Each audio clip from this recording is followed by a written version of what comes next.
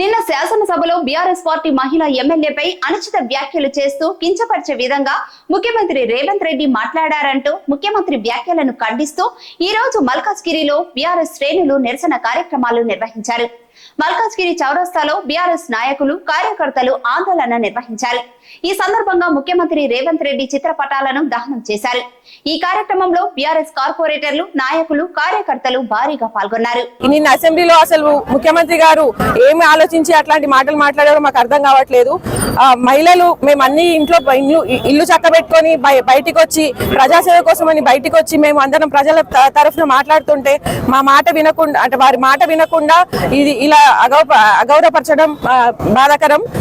మహిళలు అన్నిట్లో రాణిస్తున్నారు. అలాగే ఈ పాలిటిక్స్ లో కూడా మేము అందరం కూడా మా కేసీఆర్ గారి సపోర్ట్ తో మేము అందరం కూడా ముందుకెళ్తున్నాము.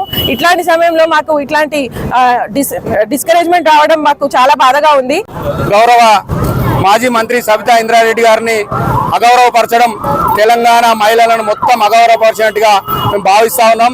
ఈ రోజు మల్కాజ్గిరి నియోజకవర్గంలో పార్టీ పిలుపు మేరకు, గౌరవ ఎమ్మెల్యే పిలుపు మేరకు మా మహిళా కార్పొరేటర్లు, మహిళా మనులు, మా కార్యకర్తలు, నాయకులందరూ పెద్ద ఎత్తున పెట్టి ఇవాళ ధర్నా నిర్ణయించి నిరసన వ్యక్తం చేయడం జరిగింది. ఇంద్రారెడ్డి గారి భర్త కూడా తెలంగాణ రాష్ట్రం కోసం పోరాడిన వ్యక్తి. అటువంటి వ్యక్తులను తెలంగాణ మీద కానీ, తెలంగాణ మహిళల మీద కానీ మీకు ఏ మాత్రం గౌరవం ఉన్నా ఖచ్చితంగా వెంటనే మీరు వారికి క్షమాపణ చెప్పాలి. తెలంగాణ మహిళా జాతికి అందరికీ క్షమాపణలు చెప్పి తెలంగాణ మొత్తాన్ని మీరు క్షమాపణలు కూడా డిమాండ్ చేస్తా ఉన్నా.